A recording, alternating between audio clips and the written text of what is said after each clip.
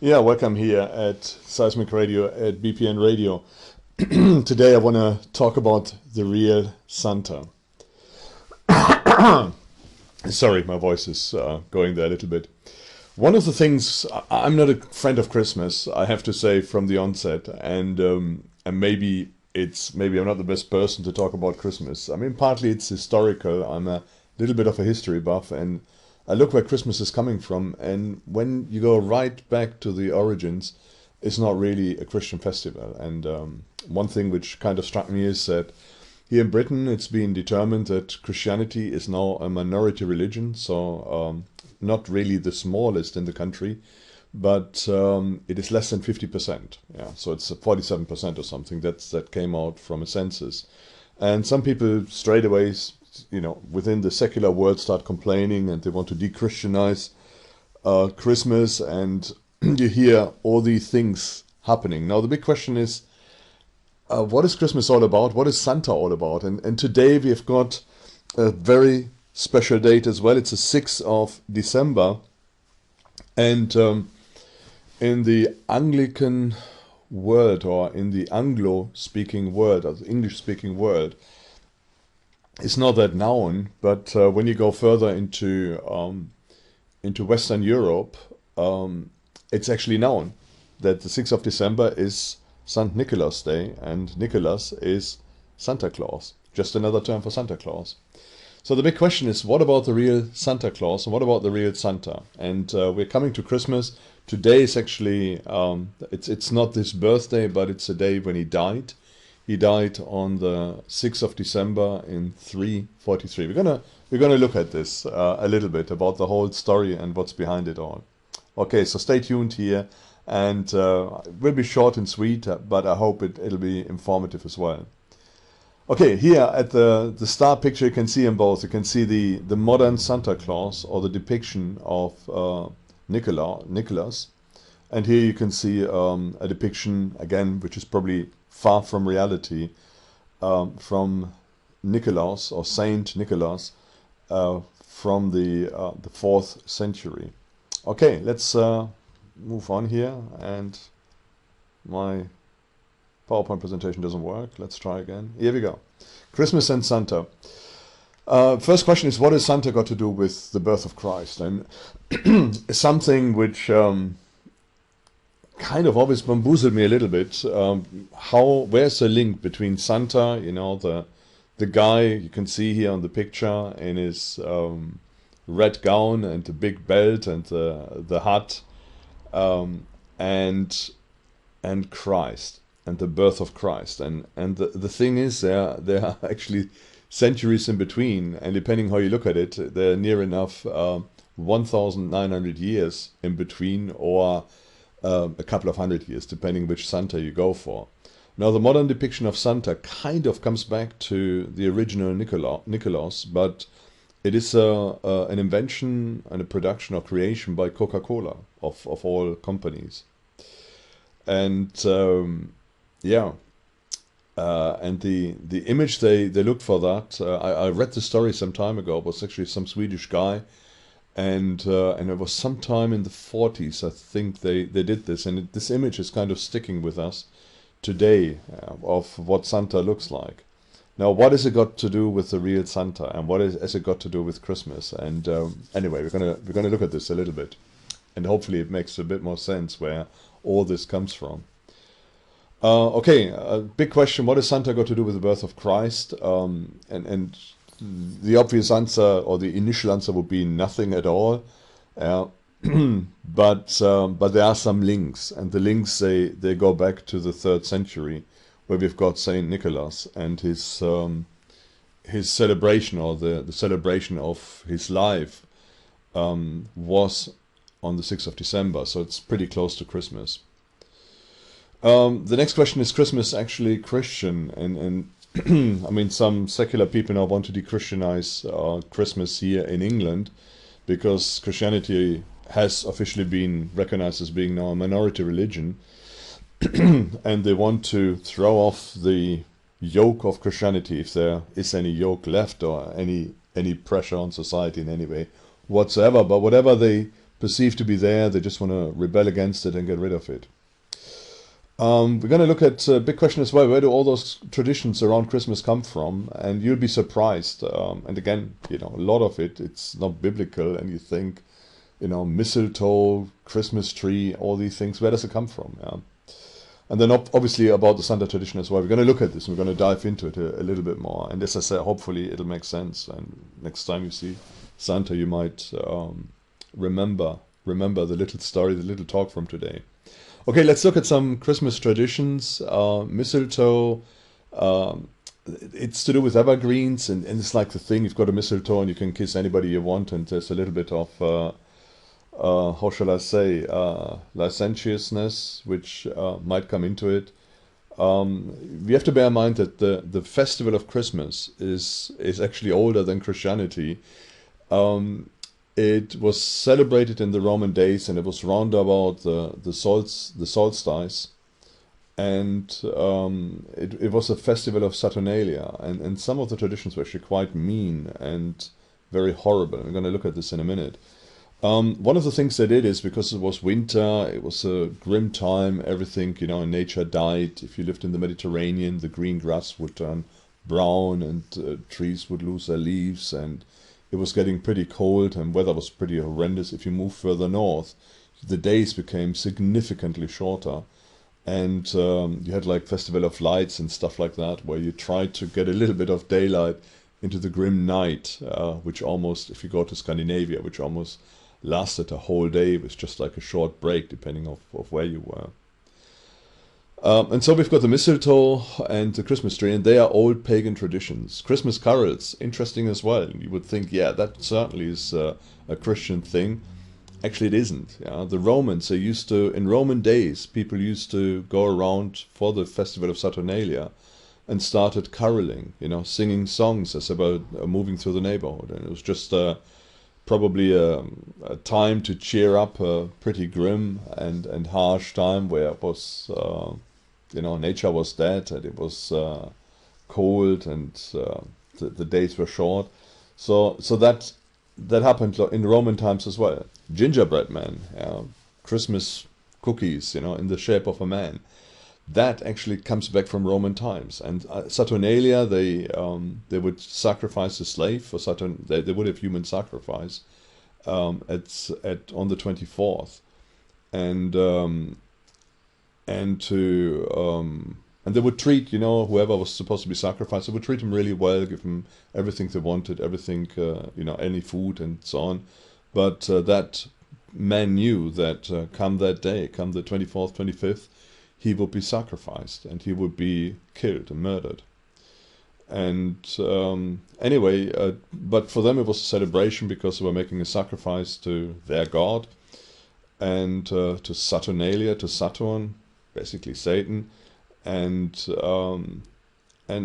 people would bake cookies in the shape of a man to point to this event. Yeah. Then we've got the lights as well, as I mentioned before, grim time, lots of darkness, and the Festival of Lights was pretty big in the northern hemisphere, but again, origins were pagan. Giving presents, and you might think, yeah, the three magi or the three kings, they weren't kings, they were just wise men, learned men from the east who came, probably Persians, Zarathustrians maybe, who came to pay homage to Christ, and they gave presents, and the presents they signified the life of Christ. We had gold, myrrh, and frankincense to underline his royalty, his suffering, and his divinity as well with the frankincense. So we've got those gifts describing his life, and they were there for a purpose. They weren't there to make him rich or whatever, but there was a meaning to it as well. But the giving of gifts and presents, again, goes all back to Roman days, to the festival of Saturnalia. Turkey and the lavish meals, and again, what has this got to do with Christmas? We know from the Christmas story in the Bible that when Christ was born, he was born, wouldn't say in abject poverty, but in not very favorable circumstances. He was born in a shelter, yeah, to use the term. When you look at what they had in the Middle East, there wasn't sort of a stable as such, but it was sort of a shelter from, for animals and men to sleep there during the night. But it was a horrible horrible place, not the best place to be born in. And where does the big feast come from? I'm sure they didn't have a big feast and a big event when this happened. And the answer is it's a Roman tradition. It's an old pagan tradition, which has been taken into Christianity. Wearing a crown, and it's interesting as well in Western European or Eastern European Christmas traditions. There's no wearing a crown, but I've picked this up here in the UK. And I think it's meant to signify the three kings. Again, the Bible doesn't talk about kings, it talks about magi, sort of wise men. And they weren't probably wearing a crown, they were probably, remarkable people and treasured people, very learned people, but they weren't kings. And again, it goes back to Roman days. What happened is that the masters became slaves and the slaves became masters for the period of Christmas, and the masters would serve their slaves and would give them food and wait on them and so on. And so there was a reversal of roles. So the boss became the servant and the servant became the boss. Yeah. And that's where this crown thing probably comes from. Hard to say. And now the last one is Santa. Is this actually pagan or is it Christian? And so far the whole list, everything is pagan, pagan, pagan, pagan, pagan, pagan. And now we come to Santa. And I mean, not thinking too much about it, I would say, yeah, certainly pagan. It's a Coca-Cola Santa. They've created this image, but obviously it was around before, the image of Santa Claus or Nicholaus was around before Coca-Cola, even though the date was slightly offset. And that's actually a Christian tradition. And it goes back to a bishop of Myra. Let's go on. And this is a man. He was real. He was called Santa. He was born on the 15th of March in 270. And he died on the 6th of December at 343, in the year 343. And he was real. And he was a remarkable man. He was a bishop of Myra, and bearing in mind, a bishop meant that you were the first to die in Christian persecutions which were taking place. And it was a real job. It wasn't a pleasure to be a bishop. It's not like in later years, if you were a bishop, you had a nice residence, you had people to look after you, to wait on you, you had possibly a lot of money, you were a very distinguished person. Not in those days. In those days, you had to watch your back. And if somebody called you to be a church leader, or even beyond that, a bishop, yeah, where you look after a community of churches, you were a target. At that point, you became a target, and you probably would die a violent death. This is the era where Saint Nicholas lived in. He had wealthy parents, and he inherited a lot of wealth, but what he did with his wealth is he gave it to impoverished Christians. And so there are stories around that there was a guy and he had a couple of daughters, and somebody robbed him and he lost all his money, and he couldn't pay the dowry for his daughters to give them into marriage, and he was in real dire straits, and the daughters were really miserable about this. And he secretly gave him gold coins, gave him the money they needed to be able to get married and to have the dowry. So, and the other thing as well is he loved to make presents to children. There are stories going around that he was getting stockings and he was just putting sweets in or coins in and gave them to the children, and then he would just walk away. But there's much more to this man, and we have to look at this. He was known to be a man of prayer and intercession, and his whole life was about his faith and his faith in Christ. And he was just going from town to town. He did a lot of traveling from when you read a little bit about his history. So he was all over the Roman Empire, just reaching out to Christians and strengthening them in their faith and in their walk with Christ. And but also he was a man of prayer and intercession. and he was known as a wonder worker or the miracle man. And and that was on account of his prayers, that his prayers were getting answered. He was imprisoned under Diocletian. Diocletian, there was the heaviest persecution in the first 300 years in the Roman Empire. The worst persecution, which almost decimated Christianity to a massive extent, was in the year, it was in the late 200s, and I think he finished in 302 or 304, Diocletian finished. And then he was succeeded by Constantine, who was pro-Christian, and Constantine also released him when he was a prisoner under Diocletian. Also, he was part of the Council of Nicaea. Apparently, he was a very humble man, and there's some scholars say because he wasn't on some of the lists of the people who were there, but then some people say he was there, and the suggestion has been made that he didn't want to be on the list. He didn't want to be a distinguished sort of person. He was just a humble guy. And so we've got the real Santa. It's a very different thing to maybe some similarities there as well. Saint Nicholas, he was a man who made presents and who went around and he gave his money to people in need. He blessed children with sweets and coins, which he put in socks and left it to them. So there are stories like that going around about him. So what should we take from the real Santa? This is the big question. So we've got Santa Claus and we've got Saint Nicholaus of Myra. So Santa Claus, we learned he was imprisoned, he was a bishop, he was rich, he gave presents, yeah. And so he was quite a remarkable figure in Christian church history. And maybe we can use him for this festival of Christmas, yeah, of God having given the greatest gift to mankind. And here we've got a guy from the 3rd and the 4th century who was giving gifts to people in need. Yeah. But what we can learn from this man is he was a man of faith. So his whole life, from what you can read, was a life dedicated to his faith in Christ. And we need to go in the same way. He was also a man of prayer and of intercession. So he saw a need, he started praying, and his prayers were being answered. There are stories going around that he resurrected children.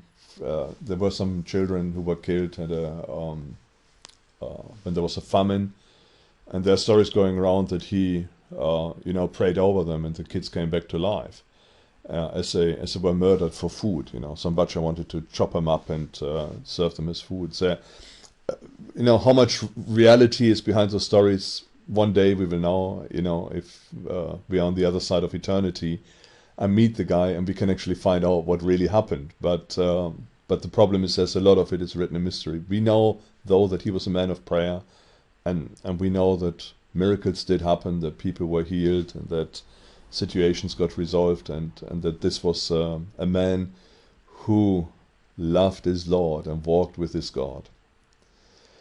We know he was a giving man as well, and this is certainly a lesson we can learn from him, to be giving people. Not to hold on to stuff, but to give where there is need. And to just let it go, yeah, and to take joy in other people being happy. And obviously, when you've got people in need, and you meet their need, and suddenly there's great relief in their life, this is a great reward as well. He was also persecuted. The Bible says if you want to live a godly life, you will suffer persecution. So it's a little bit different to the prosperity gospel, but he was persecuted. He did suffer for the gospel, and so if you suffer for the gospel too, and today it's probably more likely than at any other time, preach the gospel, stand for the truth which is declared and established in the Bible, and you will see that people will go against you very, very quickly. He was well traveled as well, so he went all over the Roman Empire, from what we can see, and he was a missionary, and he lived a life dedicated to God. So that is maybe one thing we can learn from Santa, living lives dedicated to God, and trying to be a blessing to others as well. He was a blessing to others, and he rescued people. There are other stories as well where some people were taken to the executioners, and he he jumped in and he threw the sword of the executioner away and he rescued people.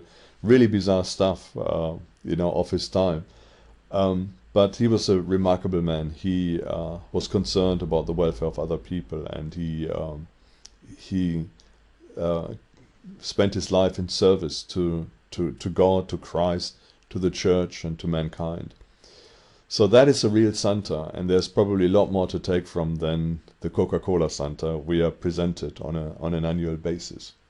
Okay, I'm going to leave it at this point. I hope next time you see Santa, you might remember the real Santa, Saint Nicholas, a man who loved, who did love people, who loved God, who did his best to bless as many people as he could in the years God has given him.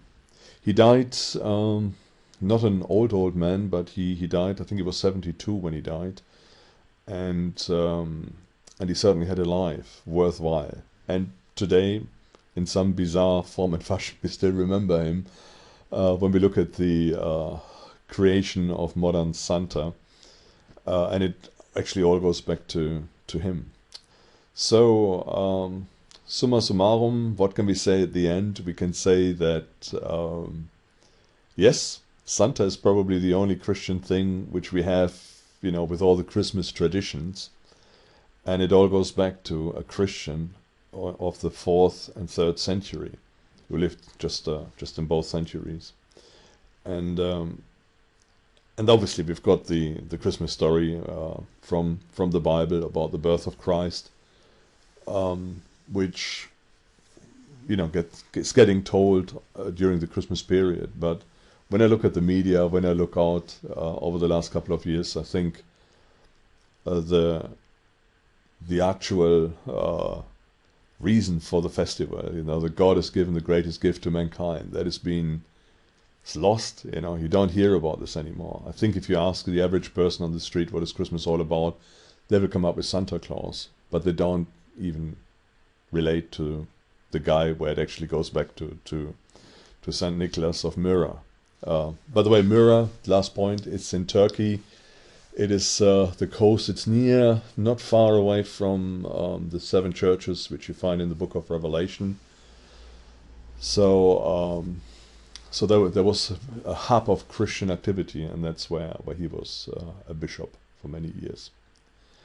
Okay, God bless, and happy Santa Claus Day, or happy St. Nicholas Day, 6th of December, and also happy Christmas as well. God bless and bye-bye. From Michael here at BPN Radio at Seismic Radio.